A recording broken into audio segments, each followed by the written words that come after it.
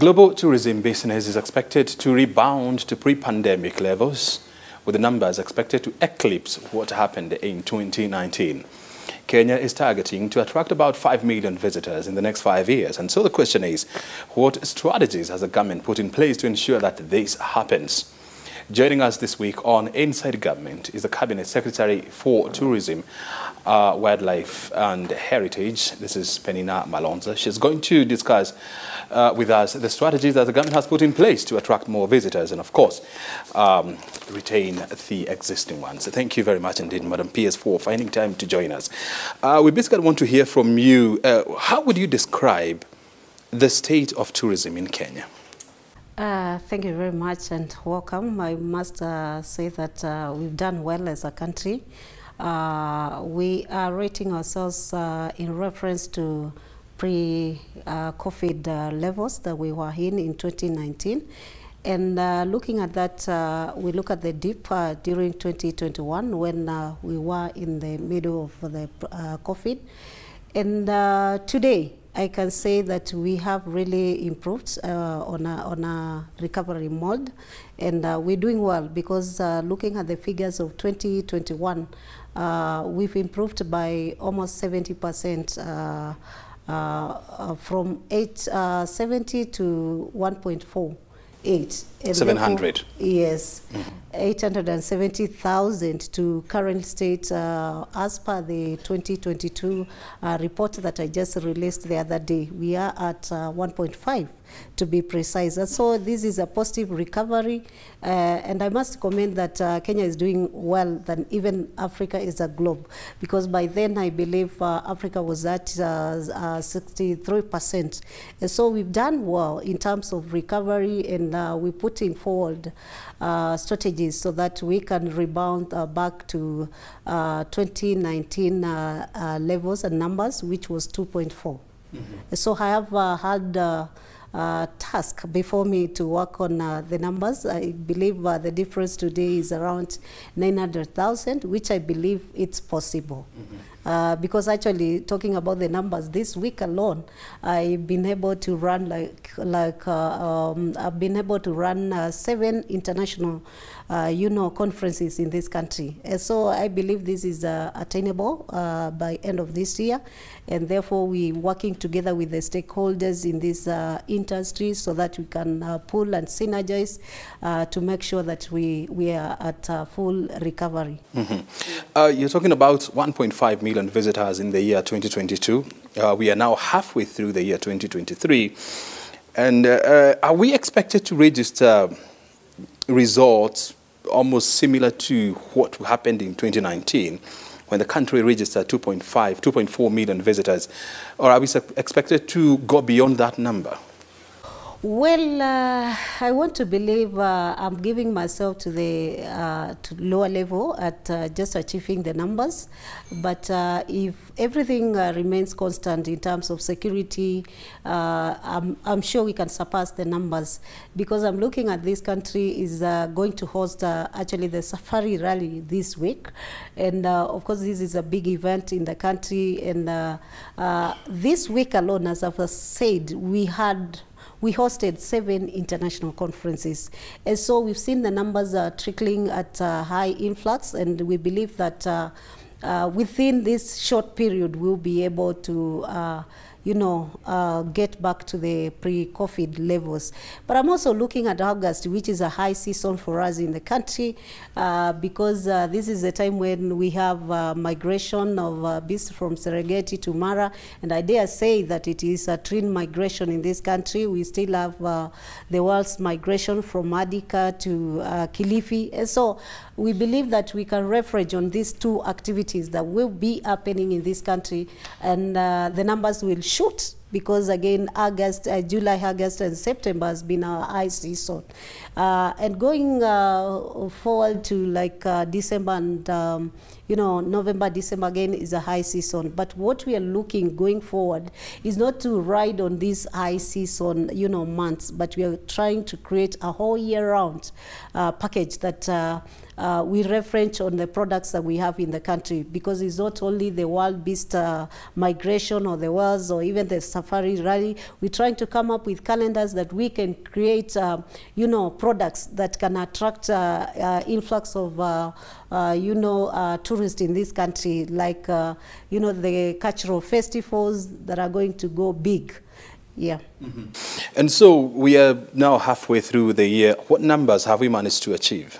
We are close to now 1.7, which is very encouraging, really. It's very encouraging, and that's why I'm saying that I'm very hopeful that we will reach the pre-COVID, you know, numbers. Because with that rate then, and given that we are entering a high season period in this country, I believe that we'll be able to achieve. Mm-hmm. And when you look at, you know, the profile of visitors who are coming to Kenya, are they holiday makers? Are they coming for conference and meetings? Or who are we attracting most? Well, the trend is changing. We had the luxury tourists coming in this country, and especially this period that I'm talking about, the influx is going to be a bit of a luxury tourist visiting this country. But the 7 conferences I'm talking about is all about meeting and incentives that has been happening. And so we're seeing serious increase in the area of MICE. And I can say that Kenya is so strategically placed in terms of MICE, even though we limited with convention, you know, centers in the country, but we're working on that. So it's a mixed grill of both. But this season, this particular season, we will be seeing holiday plus the luxury, you know, travelers. But of course, we are encouraging the entire country, the domestic tourists in the country to flow in. And you know, Safari Rally alone, it's an attraction for the domestic tourists around Kenya. So we believe that it's going to be a mixed grill. Mm-hmm. You're also bringing in the issue of MICE. And, you know, about 5 years back, Kenya was a MICE powerhouse in Africa. Actually, we used to be, there was a time we topped the African list, but now we have seen a situation whereby the Seychelles, Mauritius, South Africa, and even Rwanda, our neighbors here, you know, they're giving us a run for our money. And one of our biggest challenges has been packaging and coming up with a modern conference center. Mm-hmm. What is the ministry doing to change this? What I'm doing as a cabinet secretary and my ministry is that first we're working with what we have in our hands. And what we have in our hands is KICC. We have a convention center there that can accommodate 5,000 people, but it is not in good status. And that's why I put in money to a tune of 300 million so that I can rehabilitate that center. And if you walked there today, we are hosting the Energy Conference, Africa Energy Forum. And I can tell you, we're using that hall, even though we are using 3/4 of it, because of course the numbers are not that much. But that is where I am starting at. So 300 million shillings for the rehabilitation of KICC. Yes, mm-hmm. And the ecosystem around there, not everything, but we will start there.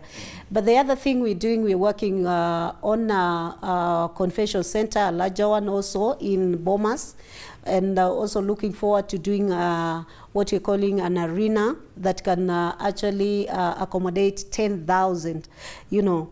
And this will be a big thing. Will make Kenya a powerhouse in terms of MICE in Africa. And I guess not only in Africa, but even going to Middle East. The convention that you are talking about at the Bomas of Kenya, this has been the conversation around in the last 10 years. Why there's so much delays in putting up? And when you look at our regional neighbors, look at, for example, Kigali with their brand new and one of the most modern convention centers in Africa. They are grabbing business from Nairobi. For how long should we continue talking about plans and now putting paper to work? No, it's not plans actually. Given that I've already I've commenced on rehabilitation work at KICC.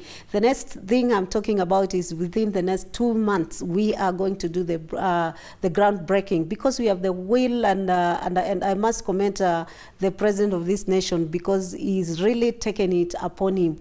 And I think it's because he's been going around other countries and he has seen what they've been able to do, including even the recent one where he came from Zambia, which is a small country, and they already have a convention center. And so because of this, we are not just going to talk about plans in the paper, but we are going to action the plans that we have. And so I can tell you it's my priority in this ministry, because that's the first thing I began crying. And I think that was the first thing I shared when it came to our discussion with His Excellency the President, that we need, because we're losing a lot, as you've said.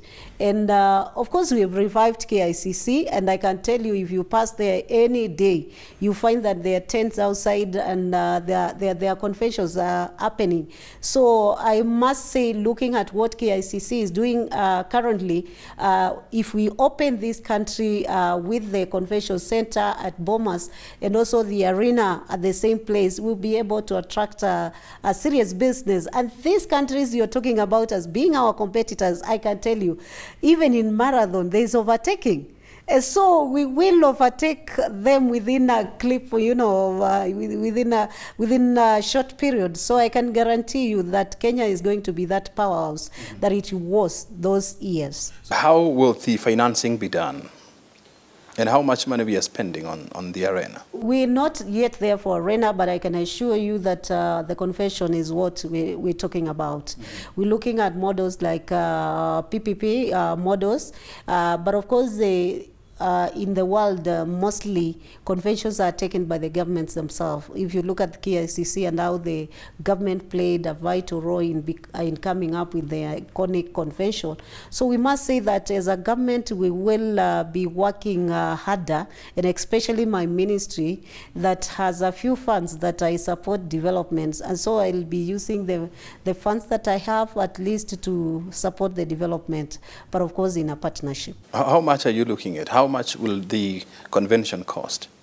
We are yet to get the breakdown, actually, because what I have is a master plan of everything that has to go in there. But we are yet to get the breakdown of that specific convention, because basically we still divide. What we were presented with was 3,000 capacity, which we think is not good for us as a country, and that is not what we are looking for. And so we're waiting for the 5,000 capacity. It's just work that will take less than a week for us to get the numbers, and then we can talk about them. Are you into any conversation with any private investors? Yeah, of course, we are in conversation, but beyond that, you know, these things we will advertise, and whoever is out there and sees the business plan and thinks it's a good business, you come forth for. So we know we have them that are around us and have been asking for these facilities, but of course we have to take the right procedures in terms of employing the process that is required by procurement. Yeah. What kind of models are you looking at? We're looking at PPP. That's the easiest one that we can go for, because we're limited. We cannot go for, you know, loans. That's a no-go zone for us. See whether we can have one there. But those are plans for future, and they depend on money, if we have money to do all that.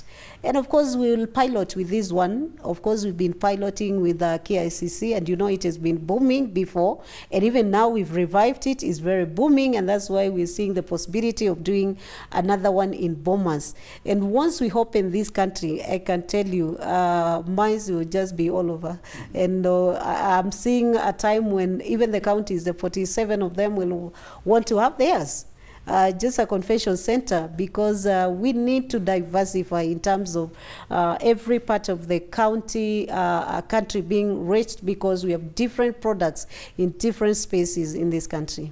One of the biggest challenges, you know, that Kenya has faced in the past was the availability of bed capacity. And you are talking about a city that had less than 10,000 beds.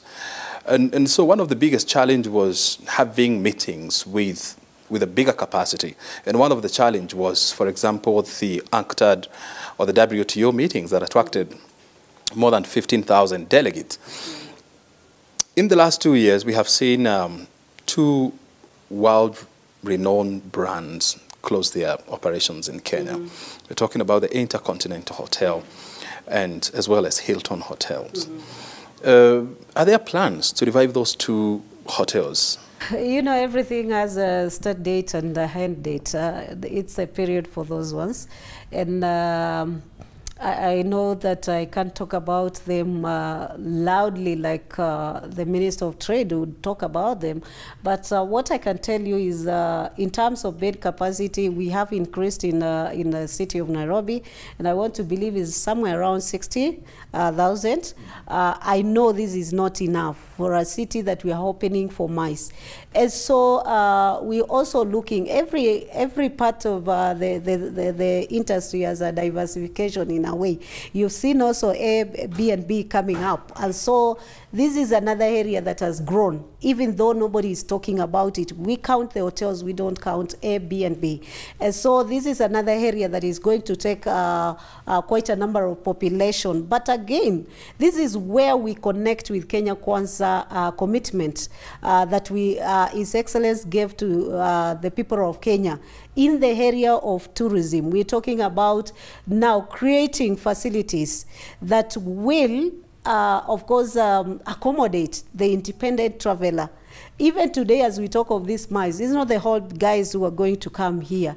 I know they will come because they have 35% of the demographics of the world.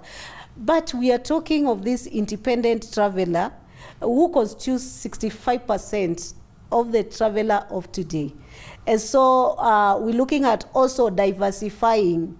Yes, we love the international brands in this country. We love the country top brands also. But we are also looking, going down to accommodate everybody. And remember, this country has been talking about domestic tourism. And so we have to look for facilities that can accommodate both the independent traveler and the normal tourist, like luxurious tourist who has been visiting this country. So we're diversifying. And again, allow me to say this, tourism is not a government agenda. It is it is a sector that has so many private players, and that's why I'm collaborating with them, the hotel owners, so that I prepare them in terms of the numbers, and so that they can start. I was in Naivasha last week, and I was surprised as so many hotels and resorts coming up, and I felt very encouraged. It's like they are ready for the numbers. And so I can assure you that we will be there, because this is a sector and this is a new opening of a business. And I can tell you Kenyans have been looking for an opportunity to invest. And I can tell you once the numbers begin flowing in, you will see so many hotels come up, restaurants, because we also want to go down to restaurants, to small hotels, so that everybody in this country benefits. You see, during the COVID pandemic, in the last 2 years, the hotel industry lost about 80% of its workforce. Has this been restored yet? Not yet, actually. I was in Jamaica just a few months ago, and this was the discussion about the resilience of the industry. We've shown very positive resilience in terms of coming back and rebounding back to the industry. But then we've realized actually this is one area that up to today 60% has not come back.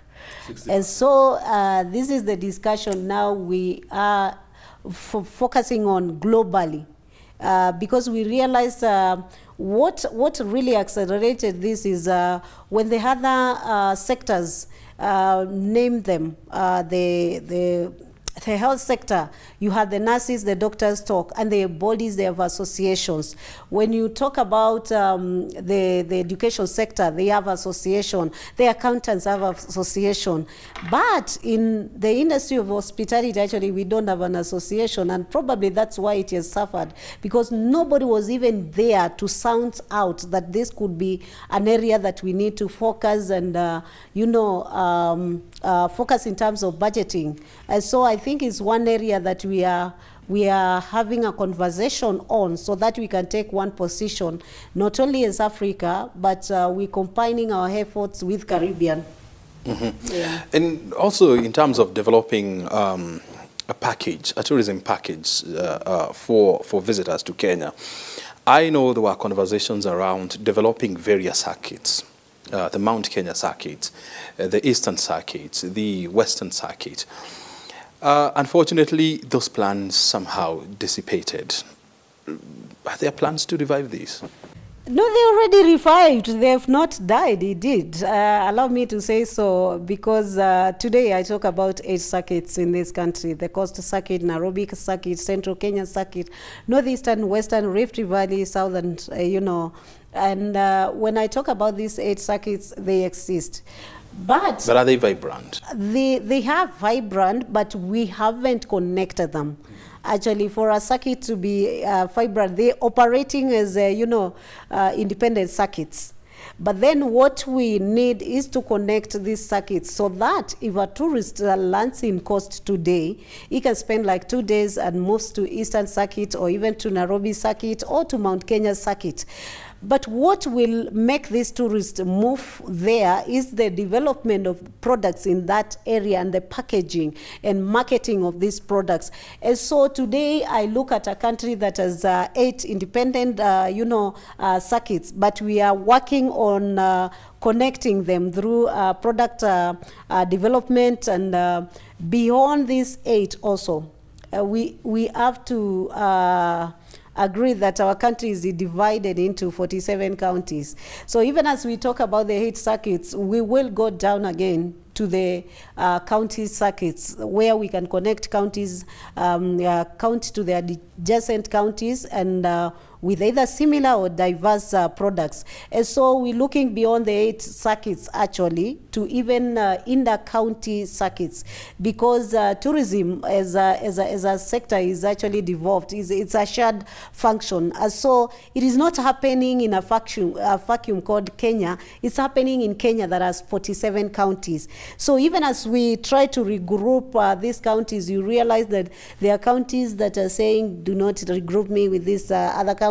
And so we're finding it that we can go down to the other level of now counties. And from the inter-counties, we'll go down to the county itself, where a tourist can come in and spend like 4 days, going around the products within that county. So we are also working with the governors so that they can develop their own, circuits within the counties, and also going beyond, because we know they have also established themselves as economic blocks. And so we're riding over in these economic blocks, which is like what we've had before of the 8 circuits. So it's something that we're working with together with the Council of Governors, and we're progressing well. Madam Waziri, when you look at the operations of the Kenya Tourism Board, are you happy with the work they're doing in terms of promoting Kenya? I am partly happy because they've been able to take us to where we are today. And given that, you have to associate every improvement with who was behind the improvement. Again, we cannot talk about having done well in terms of recovery without them, because they are our marketing agent that we have. They market us globally, regionally, and within the country. And so I must say that they've done their best. And of course, we had just acting a CEO, and we're in the process of now recruiting, a CEO in that docket. And so we know that they're going to revitalize energize the board and the saga better. We're also looking at recruiting other director positions that have existed for long. Vacant, and so we're looking at revamping the whole saga so that it can have the right, numbers in terms of staff. And so we believe that I am one person who is giving them 100% of support, because I know Probably there are areas where they've lagged behind, but also looking at their work again. I think for some time they've not embraced the change that is happening. And this is a change in the technology, and that's what we are now talking about. What are the marketing strategies that we need to employ? Because the kind of tourist that is streaming in the country is a different caliber of tourists. And so we're looking at the marketing strategy itself, where we want to embrace now, a multiple marketing strategy, where we can employ on digital marketing, we can employ on exhibitions, we can employ on joint campaigns, we can employ on influencers, and all these many approaches that are being used, but more so being very sensitive to the traveler and the person that we want to visit this country. Between human resource and funding and new marketing techniques, which do you think is the biggest challenge facing KTB? I think it's more of the marketing strategy, I must say, because even with they've done well, even with the low numbers of staff. And I want to believe that, with technology also, it helps you to keep a minimal number of staff, actually. And I believe that if we embrace technology very well, especially the digital marketing, where you have to reach thousands of people with just a click of a button of maybe a video that you've shared or a TikTok that you've taken in one of the sites, I believe it's all about embracing technology. And therefore, that's why I'm concentrating my efforts in terms of, changing the whole framework of marketing strategy. So it is at the center, and I must say that there's commitment and goodwill from the president and his deputy. You saw very well the other day when the deputy went to, I think it was Zimbabwe or Zambia, and he shared a treat that he was in one of the parks. And actually that was an encouragement, because I realized that they're really concerned about this. You've heard of late, and today I was at KICC when the president began his speech, and he first embraced Kenya as a destination, a magical destination, and talked a lot about Kenya. And so this is to show that the leadership of the nation has taken tourism seriously. And going forward, I can assure you that we will have beefed, budget for this particular marketing area. Anything else that we need to know before we wind up? What I want you to know is that we're working harder to make tourism sector, forex, #1 in the country. And what I want to tell the Kenyans and the entire world is that Kenya is a preferred destination, is a prime destination, is a magical destination. And indeed, I want to commend His Excellency the President. Today, I listened to him, and I think it's my second time. I was at UN the other day when he talked, and today he repeated the same. He said, Kenya is a home of humankind. Simply because 4 cells of the first forefathers were discovered, the earliest man. And by that, he connected that statement with another statement that I liked, that because you are coming home, in future, we're looking forward to having this country a visa-free country. And let me tell you, that will be a game changer in this country. We need to sing this song of beautiful country together. Thank you. Very good. And you can count on us as a partner. Thank you. In this endeavor. Thank you. Your time is highly appreciated, Madam CS, for joining us and, of course, for sharing with us those insights. Very good. Asante sana. Thank you. Very good. We've been talking to the CS in charge of tourism, wildlife and heritage, Madam Peninah Malonza, joining us to help us understand what the ministry is doing, as well as the large government, to make Kenya a preferred tourism destination. My name is O'Brien Kimani. You have been watching Inside Government. Thank you for your time. Have a good afternoon.